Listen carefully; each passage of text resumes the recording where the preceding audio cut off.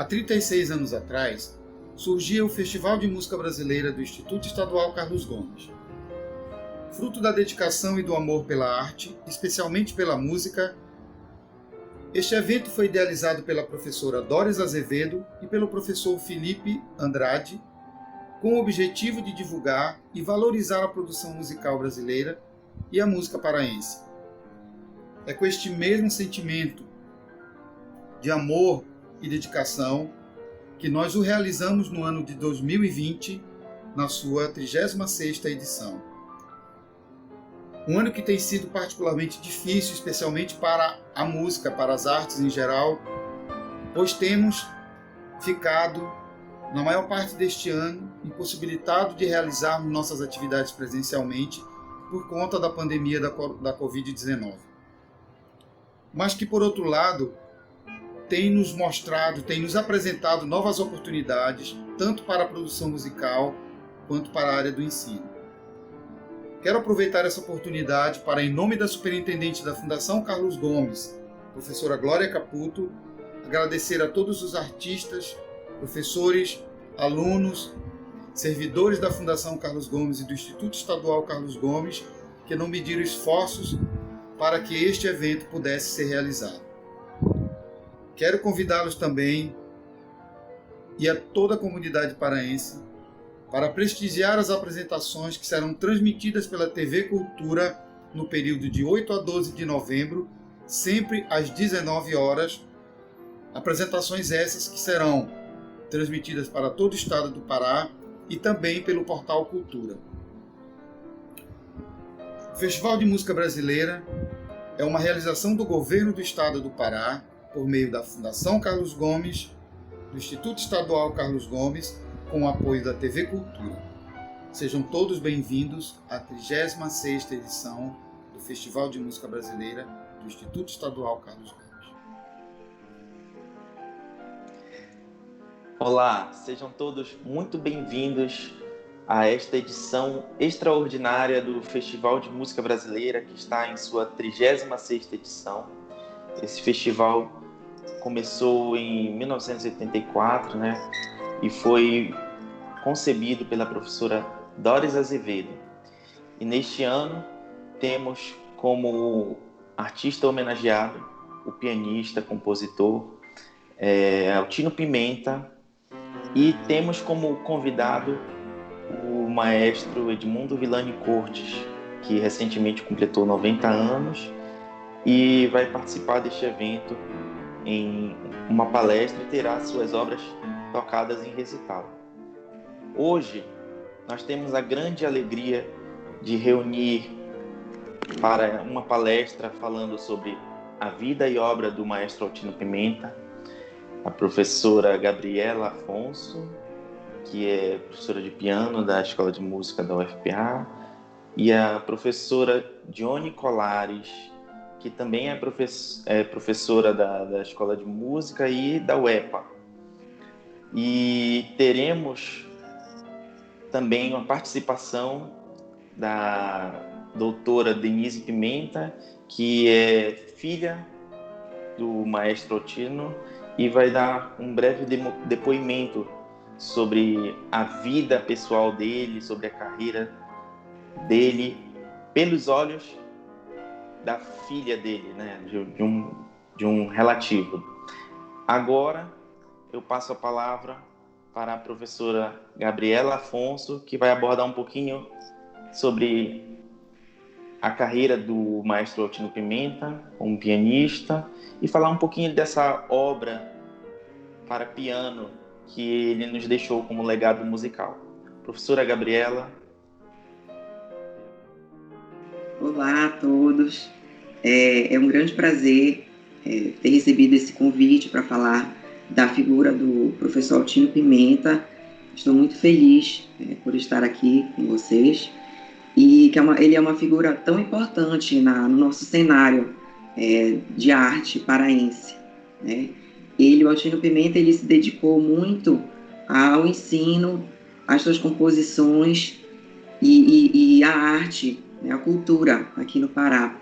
E eu tive a felicidade de conhecê-lo e conviver um pouco com ele. Então, eu vou contar só, assim, brevemente um pouco da trajetória dele. Ele começou estudando aqui no Pará e foi jovem ainda para o Rio de Janeiro. E ele conta que lá ele, inclusive, encontrou Villa-Lobos, teve essa felicidade, né, que foi uma grande influência nas composições dele. E Villa-Lobos teria dito que para ele estudar os compositores brasileiros, né, inclusive teria convidado para estudar com ele, com o próprio Villa-Lobos, mas ele não chegou a estudar com ele. E aí depois ele foi, e no Rio de Janeiro, ele teve a oportunidade de estudar com a grande pianista Madalena Tagliaferro, que foi uma grande influência, tanto no aprendizado dele como pianista e no ensino dele, né? Ele ensinava muito o que ele aprendeu com a Madalena, que foi aluna de Courtauld, que é um célebre intérprete francês. Foi, né? Então, ele tem essa escola muito forte da Madalena Tagliaferro, e eu me lembro, inclusive, que em muitas instâncias a gente sentava junto e ele sentava ao piano e me mostrava, olha, a escola da Madalena ensina a fazer assim, assim, assim, me mostrava os gestos do pulso, coisas bem específicas mesmo, né? Pianisticamente falando. E ele era assim, tinha muita admiração por ela. Foi uma grande influência. E ele chegou a lecionar no Rio de Janeiro também. Inclusive, quando ela viajava, ele ficava como substituto dela, né, para os alunos. Então, isso foi muito importante na carreira dele. Aí, depois, ele foi para Belo Horizonte, então ele morou uma época em Minas. Foi quando ele conheceu a Dona Júlia, a esposa dele, a saudosa Dona Júlia, também muito querida. Era uma figura que apoiava ele, assim, 100% em tudo que ele fazia. Ele praticamente só se preocupava com a música e com as composições e com o piano. Ela tratava de todo o resto. Inclusive, eu lembro, assim, ele chegou a passar algumas temporadas, quando eu morava nos Estados Unidos e em São Paulo, eles chegaram a ficar em casa, e eu me lembro bem, ela, assim, cuidava da roupa dele, o que ele ia vestir, o que ele ia comer, até cortar a carne, assim, do prato dele, ela que fazia. Então, ela era uma pessoa, assim, super dedicada a ele. E nessa ocasião que ele morou em Belo Horizonte, ele foi estudar musicologia e trabalhou na rádio. Então, aí ele desenvolveu muito um talento grande que ele tinha, que era da improvisação, né? Porque na rádio você tinha que tocar, e sobretudo música popular. Ele tinha um apreço, apesar de ter a formação erudita, ele tinha um apreço muito grande pela música popular, né? E isso é bem forte também nas composições dele. Você vê bastante influência do Tom Jobim, da bossa nova, do samba, do choro. Então, ele gostava muito de música popular. Aí, em 73, ele volta, né, para Belém, e aí é quando aliás, em 73, ele assume a direção da Escola de Música, que na época chamava SAM, né, Serviços de Atividades Musicais, que foi onde eu estudei piano, e que é a atual Escola de Música da UFPA. E ele foi muito importante, teve uma atuação muito importante para a escola. Foi um visionário, ele incentivava muito os alunos a irem para fora, para outros estados, a mostrarem os seus talentos, a mostrarem a música brasileira, a música paraense, e também incentivava muito a questão da música erudita a ser divulgada nos meios de comunicação, né, na televisão, nas rádios. Ele achava muito importante isso, não só a música popular, mas ele estava por essa questão da música erudita. Ele queria que toda a população tivesse acesso também à música erudita. E aí, ele, na década de 90, ele começa a se dedicar às composições, efetivamente, né? Ele tem aproximadamente, em relação à produção dele para piano, 20 peças, né, para piano, e que algumas delas nós vamos escutar no recital, em homenagem a ele. E é interessante que a gente nota muita influência justamente dos compositores eruditos, né, que ele teve a formação erudita, ele gostava muito de Chopin, Bach, né, Debussy, isso é muito forte na música dele, essa influência.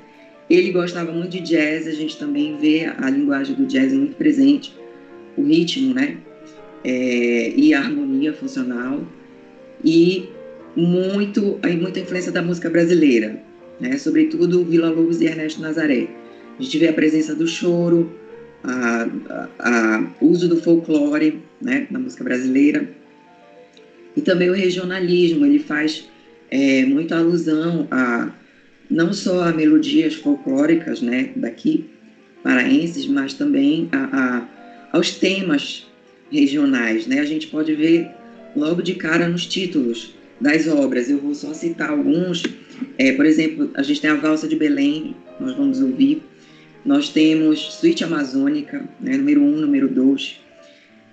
Na número 2, que inclusive ele dedicou para mim, eu fiquei muito honrada e feliz com essa homenagem. Primeiro movimento é a Prelúdio e Toada. Inclusive eu queria ler, deixa eu abrir aqui, o que ele fala, que eu peguei da dissertação do professor Rômulo Queiroz. Eu até indico às pessoas, como eu sou da área também de pesquisa, né, acho que vale a pena a gente ressaltar esses trabalhos acadêmicos. Então, as pessoas que tiverem interesse em ler sobre as peças para piano do professor Altino Pimenta, vale a pena, tá? Está disponível na internet. É do Rômulo Queiroz, tá? Então, aqui ele fala, são as palavras do próprio Altino. A segunda suíte amazônica é composta de 3 peças, nas quais eu procurei descrever, na primeira parte, ou seja, na primeira peça da suíte, uma reunião de motivos amazônicos, do cantar natural, das canções das pessoas, uma série grande de melodias da Amazônia, que eu reuni. Então, eu chamo Prelúdio e Toada. E aí o segundo movimento chama-se Acalanto para o Saci, né? E o terceiro é Arrasta-Pé, que evoca o ritmo do forró. É bem uma dança bem rítmica. Nós temos também Festa do Divino, nós vamos ouvir no recital, que tem citação de 2 canções paraenses, né? Das lavadeiras. A primeira parte é bem ritmada. Nós temos, que mais? O Noturno do Igarapé, né? O título já está dizendo tanto a influência de Chopin como a alusão aos temas regionais, né? Nossos igarapés, que essa obra foi dedicada à esposa dele. A Suíte Amazônica número 1, que também nós vamos ouvir, foi dedicada à professora Lúcia Azevedo e à professora Doris, a minha querida professora de piano. E a Valsa de Belém foi dedicada à querida professora Nazaré Pinheiro. E a Festa do Divino foi dedicada à professora Luísa Camargo, uma grande compositora também que nós temos aqui da nossa terra. Nós temos também a Homenagem a Chopin, é outra obra dele. Também nós podemos perceber a influência de Chopin. Nós temos o ritmo do baião presente, né, na Suíte Amazônica número 1. Nós temos o forró, como eu falei, na Suíte número 2. Enfim, a gente vê a presença dos ritmos brasileiros e dos temas regionais na música dele, isso é muito forte. E do jazz também, né, em algumas obras. Nós temos também do tango, né, tem uma música do Canto para Piazzolla, tem uma versão a 2 pianos, e tem para canto também. E a suíte funcional, que é justamente a que representa, né, essa linguagem do jazz, é muito forte. O primeiro movimento chama-se Quase Sonatina, é justamente aí uma homenagem à presença forte da música erudita, né, sobretudo de Mozart. A sonata de Mozart tem grande influência da sonata de Dó maior de Mozart. E nós tem aí a linguagem do jazz presente, né? Os ritmos e a harmonia. É bem interessante. E a Olímpia, que também vai ser executada, que foi uma grande homenagem ao querido cinema Olímpia, né? Era muito querido por ele. E ele gostava muito também de cinema. Ele tocava, tocando em teatro, e as imagens iam passando e ele ia improvisando, né, conforme as imagens iam surgindo e de acordo com, fazendo no estilo daquilo que a gente estava vendo. Então, florestas, alusão à floresta, alusão ao rio, né, às águas. Então, ele tinha esse talento, né? Isso a gente vê muito nas composições dele. Conversando também com o professor Urubatã, né, Castro, ele conta que ele também pedia assim para a pessoa tocar para ele qualquer coisa e ele, na hora, fazia uma composição com aquele tema. Ele gostava muito de brincar com isso, né? E uma das coisas que me marcou muito, ele era uma figura assim, muito entusiasta, muito alegre, divertida, muito marcante realmente por onde ele passava. Ele fazia questão de divulgar a música brasileira, a música paraense. Ele fez algumas turnês, né, nos Estados Unidos. Eu estive, na época que eu estava em Nova York, a gente encontrou algumas vezes com ele lá, ele ficou na minha casa. E também na França, na época que eu estudei lá, ele foi super bem recebido, a música dele. Ele fez um recital, fez uma palestra. Nessa ocasião também acho que ele foi na Alemanha. E ele ficava muito feliz em divulgar a música dele, a música da Amazônia, né? Ele tinha muito orgulho disso. E assim, também convivi com ele na última fase, que ele já estava, assim, bem acometido, né, pela doença, já estava com a saúde um pouco mais debilitada. E isso me marcou muito, que ele ficou uns dias lá na minha casa, em São Paulo, e ele era assim tão apaixonado pelo piano e pela música, que ele mesmo doente, ele sentava assim no piano e ficava 2 horas tocando, direto, uma música atrás da outra. Tocava Polonese de Chopin, tocava Sonata de Mozart, aí emendava nas obras dele, aí tocava Tom Jobim, tocava alguma coisa de jazz, ou improvisava, e eu ficava assim, digo, gente, professor, como que o senhor, perguntava, como o senhor consegue lembrar de tudo isso, né, e assim, ter essa disposição toda para tocar? E aí ele dizia que ele só ia parar de tocar quando realmente ele partisse, né, que realmente o piano, a música era tudo para ele, e que ele dizia que ele lembrava da música e do repertório porque justamente ele tocava todos os dias, né? E ele se dedicava à música todos os dias. Então, eu acho que basicamente era esse a contribuição que eu tenho para falar do Altino, da importância dele, e eu fico muito feliz com essa homenagem que nós estamos fazendo, né? A Fundação Carlos Gomes está fazendo, com o Festival de Música Brasileira, a um compositor tão importante que nós temos, que nós precisamos realmente valorizar e fazer as pessoas conhecerem a música dele, tanto no nosso estado, como no país e no exterior. Nós temos um projeto importante, que eu gostaria de pedir licença para mencionar, na UFPA, que a gente está fazendo, do professor Rômulo também, Queiroz, que a gente está fazendo, chama-se Música em Edição. Estamos tratando da música dele, reunir algumas obras e fazer editoração, fazer uma nova edição da obra dele, justamente para divulgar, deixar com uma roupagem, né, mais moderna, mais atualizada, e porque é muito importante a gente divulgar a obra dele.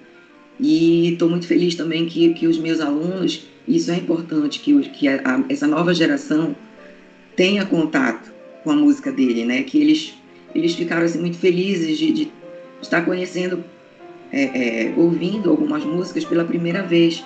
eles ficaram assim, nossa, a música dele é tão bonita, eles ficaram encantados realmente, né?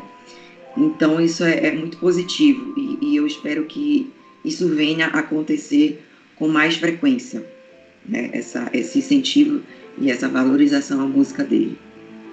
Obrigada.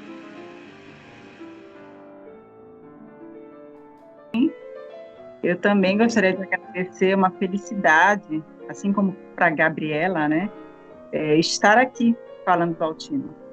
Falar do Altino é sempre bom. E cantar o Altino é melhor ainda. Porque é a personificação dele, né? É a eternização dele. Então, a obra do Altino para canto é muito bonita. E eu tive, assim, o privilégio de trabalhar com ele na época em que ele produziu muito, muito além do livro que foi publicado pela UFPA, que traz cerca de mais ou menos 13 canções. Dentre elas, uma das mais conhecidas, que é a Estrela, né?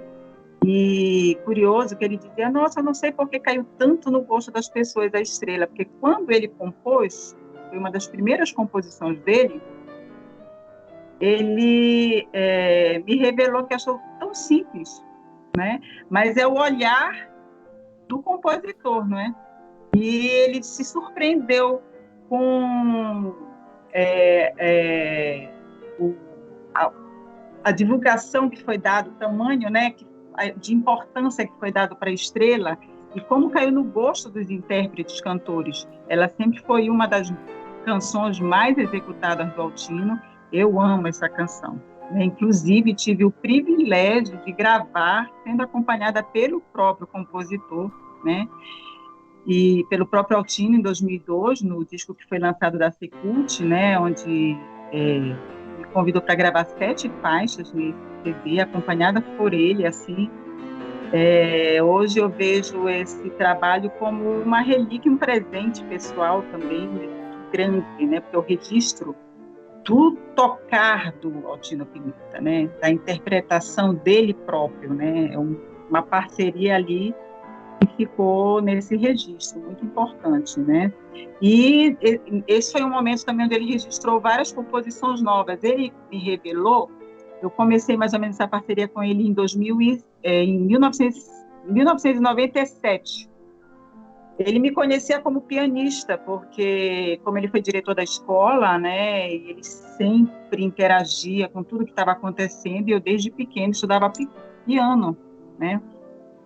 Minha primeira professora foi a Ana Maria Peixoto, estudei com ela 6 anos, inclusive, né? Depois ela se aposentou, e aí eu fui aluna da Ana Maria Souza, da Jaqueline Malcher, e aí me formei. Só que nesse meio tempo eu já namorava com canto, né? Eu, nas minhas aulas de música de câmara, comecei a acompanhar os cantores líricos na classe da Marina Monarca, e um dia ela me convidou para fazer uma aula de canto, né? Ter uma aula de canto, e ela disse, você tem uma excelente voz para cantar, e aí começou a minha história, que me tirou do piano, né?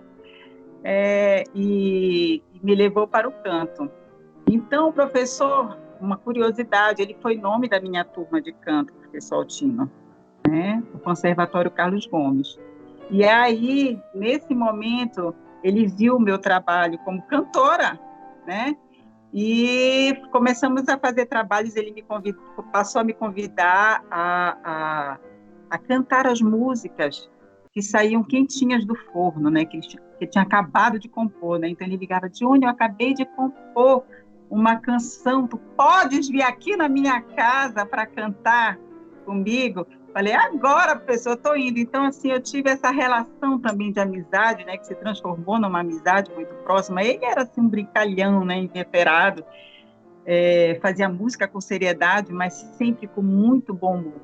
E aí eu tive esse privilégio mesmo, né, essa honra de estar frequentando a casa dele na fase em que ele estava compondo de vento em polpa.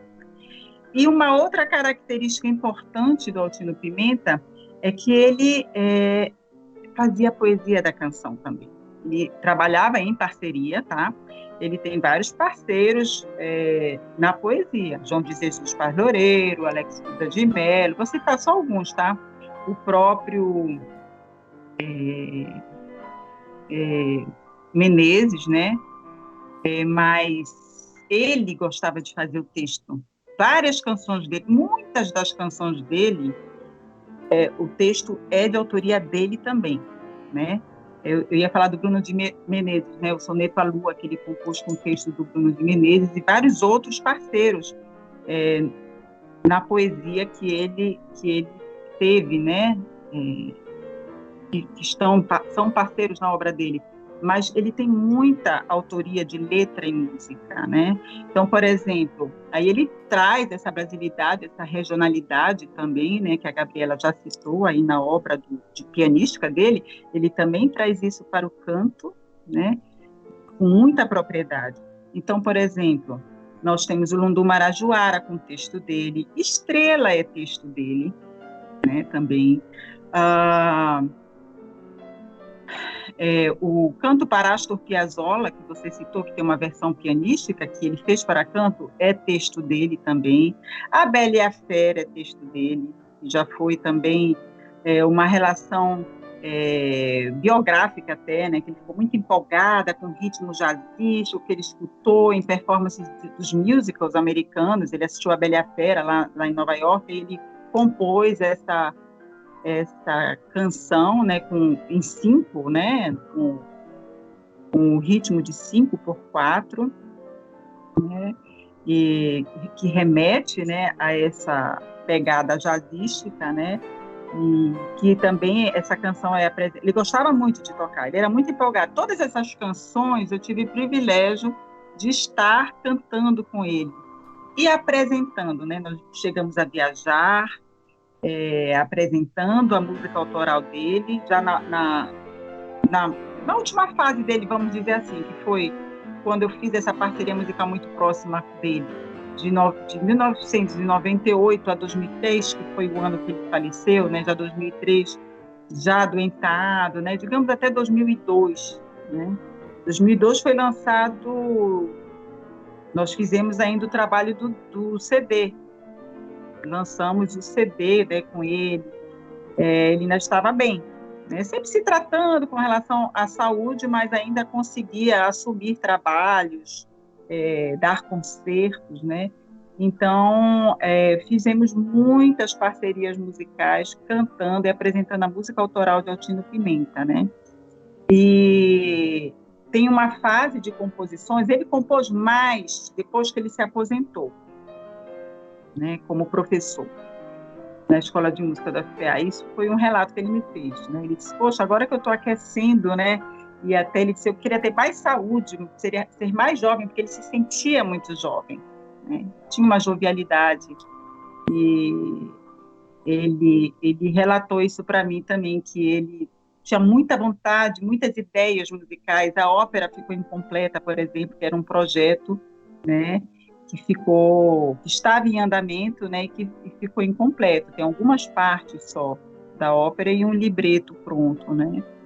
Também cheguei a apresentar a área, né, e o coro, que é da Ave Maria, mas que ele fez uma versão para canto e piano também.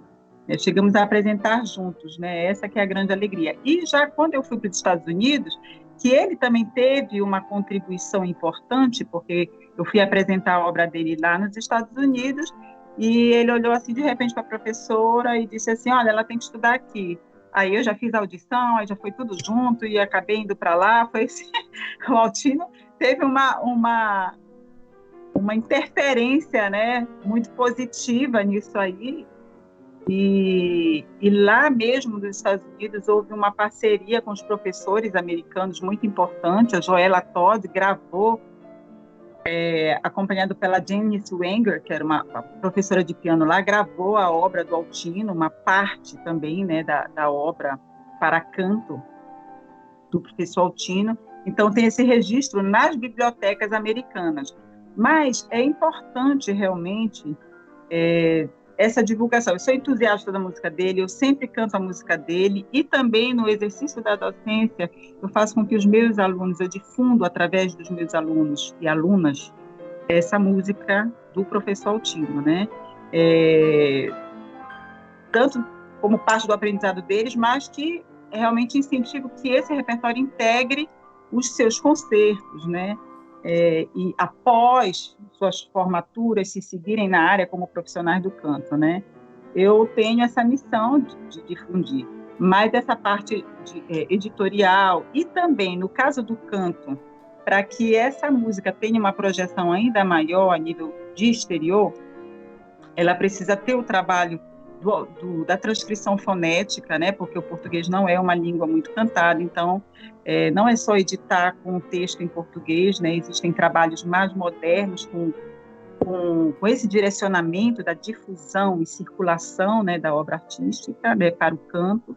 E eu acho que a gente tem que amadurecer e tem que realmente valorizar, continuar com essa valorização, né? O Festival de Música Brasileira está valorizando esse compositor nosso, que é muito importante, e é muito importante que nós continuemos com essas ações conjuntas para a divulgação de uma obra tão importante como do Altino Pimenta, né? Eu cheguei na fase dele, onde ele já tinha editado apenas um livro para canto, né? E ele disse assim: Johnny, quando eu publicar a próxima edição com as minhas novas canções, que são muitas, eu vou te dedicar ao Estilhaços e Dúvida, que é uma obra que ele fez com o texto do Assir Castro, que foi da Academia Paraense de Letras, né? O Assir Castro assistiu essa estreia mundial dessas duas obras e registrou num livro, né, que ele publicou, falando dessa performance que o emocionou e fez com que a música, que a poesia dele ficasse muito mais bonita traduzida na música do Altino Pimenta. Esse é um outro registro importante, né? É quase uma crítica de arte, né? Eu sempre uso esse trecho do livro dele, do Assir Castro, que é um importante escritor paraense, né? Também, e que participou, conviveu com Altino, frequentando os concertos por ele dados, né, na época. Então, assim, são memórias importantes, e a gente que fica aqui e que somos artistas e que conhecemos a obra do Altino, temos essa missão de continuar com essa difusão, né, e interpretando, fazendo as performances e difundindo a música do maestro Altino Pimenta. Obrigada. Obrigado, professora Dione, pela sua contribuição, né, com esse conhecimento, né, de vida que você tem em relação ao maestro Altino Pimenta, né, trazer esse insight pessoal que é muito importante, de fato, que seja registrado para que as próximas gerações tenham esse subsídio, inclusive, né, para continuar pesquisando, para continuar trabalhando em cima dessa obra. E eu tenho certeza que aqui no Instituto Estadual Carlos Gomes, com o nosso corpo docente já efetivado, temos aqui, eu posso citar nominalmente aqui, por exemplo, a professora Madalena Liverti, que teve um contato muito próximo, que também vai executar algumas obras do maestro Altino Pimenta, e vai estar contribuindo, né, para que a gente possa, como instituição, também perpetuar essa divulgação, né, do trabalho do maestro Altino Pimenta, né, para que essa música seja, de fato, cada vez mais tocada. E agora eu convido também a professora Gabriela Afonso para que nós possamos fazer uma pequena troca de experiência, né, aqui, falar um pouquinho sobre o maestro Altino em relação a esse contexto, né, no qual ele está inserido, o contexto do qual ele veio, que é justamente o início do século XX, né? Tem aqui, vocês citaram a chegada, o cinema Olímpia, né? Que é uma tradição, uma arte nova e que ele se relacionou muito com isso. No tempo dele, o cinema era mudo, então por isso era importante que o piano tivesse ali, o pianista tivesse ali, justamente para poder passar esse sentimento que hoje, para nós, é uma coisa que já é integrada totalmente na arte cinematográfica, que é a trilha sonora, né? Na época dele, ele fazia isso ao vivo, né?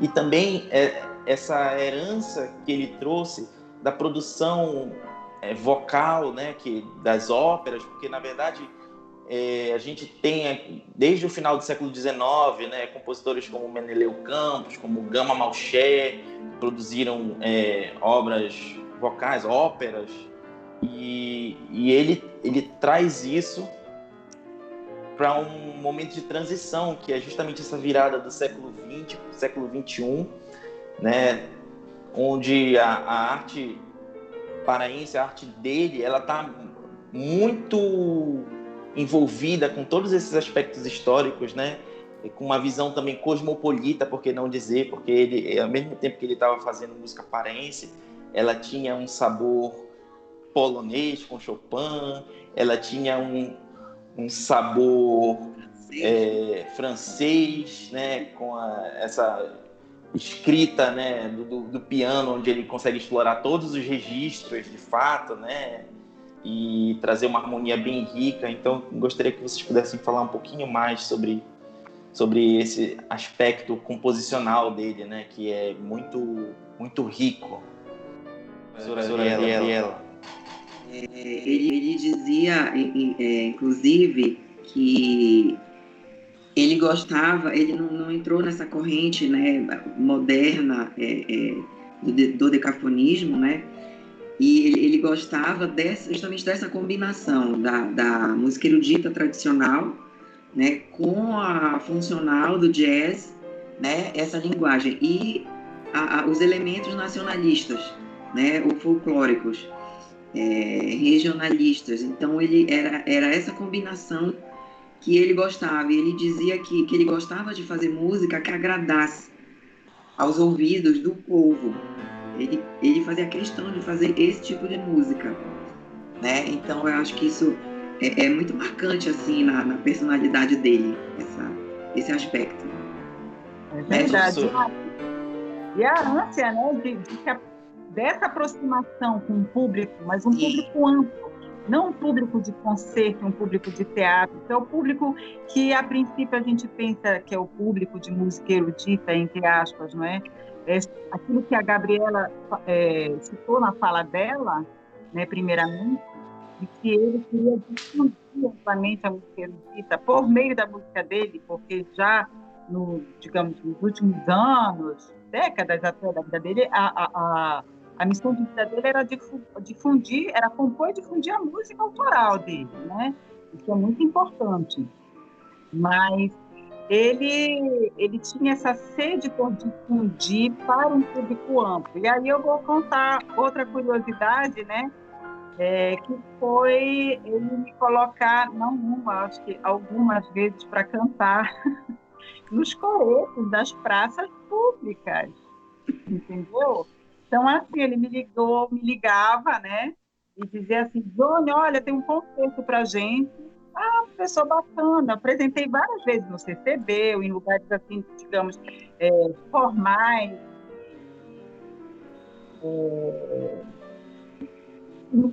mais, digamos assim, acústicos, né? Próprios para execução da música lírica.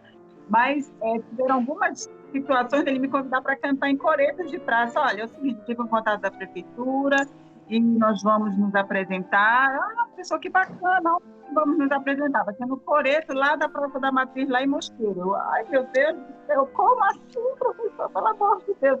Porque foram situações também que me deram esse amadurecimento, uma experiência diferente, que eu gostei muito, que naturalmente você cresceu enquanto profissional, enquanto cantora, que era cantar para um público que não era estudioso de música erudita, e nem um público que era aquele público, necessariamente, que costumava ir para os teatros assistir. Ele queria difundir a música dele, que ele considerava universal, né? Para as pessoas, independentemente de onde elas estavam. E aí era uma sensação única ser aplaudida, cantando a música dele, sendo tocada, acompanhada por ele, no meio de uma praça pública. Imagine só. Outra coisa interessante de mencionar e de ressaltar que era um entusiasta, assim, e muito com os jovens, né? Ele gostava de estar perto dos estudantes, dos jovens, e assim, incentivando, olha, vocês têm que estudar, vocês têm que sair daqui, vão, façam, aconteçam.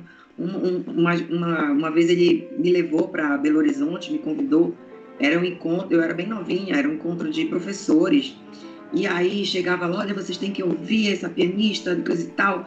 Então ele era assim, sabe, muito entusiasta. Queria realmente que os jovens, né, ele tinha esse temperamento, era muito forte na personalidade deles. E ele não perdeu a oportunidade de fazer os discursos, né? Quando tinha um microfone na mão, porque numa praça pública era microfone, né? Ele pegava o microfone e voltaram. E aí, é o seguinte, eu pus essa música, e eles falavam da música, e aí ele falava, vocês não podem escutar só a música da moda, e ele fazia aquele discurso básico, entendeu? E voltava a tocar, e eu lá com ele, né? Uma parceria muito assim, construtiva para mim. Foi realmente especial. Um presente que a vida me deu, é um presente muito legal. Que bom. E isso, talvez como nós estamos com um tempo um pouquinho avançado, gostaria, professora Dione, de perguntar um pouquinho sobre esse libreto que o professor Altino deixou, né? Saber sobre o que se trata essa ópera, qual é a temática, de repente. Você pode dar pelo menos um panorama sobre essa ópera? Então, a ópera que o professor Altino Pimenta tinha como último projeto de vida, né? Ele estava trabalhando sobre essa obra aí, Confederação dos Tamoios, com o libreto da Meli Cecília, autora paraense, importante. E ele chegou a compor poucas partes desse projeto. A área da soprano, a área do tenor e um coral, né, que depois ele intitulou de Ave Maria para ser executado como obra para canto e piano. Mas ele pensou inicialmente como um coral. Então, era um projeto bastante visionário. Ele ainda estava no primeiro ato da ópera e não deu para desenvolver muita coisa, além disso. E a questão da orquestração também, que não foi iniciada. É interessante, né? Porque você percebe que o maestro Pimenta, de certa forma, ele deu mais valor aí, no caso, para a questão do libreto, né? Valorizou bem a letra para depois fazer essa concepção musical, né? E isso vem a refletir aquilo que o poeta Assir Castro citou, né? Que o Altino tinha esse cuidado, né? De valorizar o texto, né? Através da música dele, né? Sim. Então, professoras, eu quero agradecer imensamente a participação de vocês, em nome do Instituto Estadual Carlos Gomes, da Fundação Carlos Gomes, por esta oportunidade, né, que nós tivemos aqui de falar um pouquinho sobre Altino Pimenta, e quero deixar aqui um espaço para que vocês possam dar suas considerações finais aqui. Posso começar? Pode sim, professora Gabriela. Gostaria também de agradecer mais uma vez e dizer que é uma alegria muito grande falar desse compositor tão importante, né, da nossa terra. Parabenizar a Fundação pela homenagem e que continuemos divulgando a obra dele, que é muito importante, principalmente para a nova geração, né, e o resto do país e até para o exterior. E dizer que é sempre uma alegria falar dele, lembrar dele, dos momentos que a gente viveu juntos, né? A gente, falando aqui com a Dione e com você, eu volto assim, né, no tempo e consigo reviver aquelas emoções.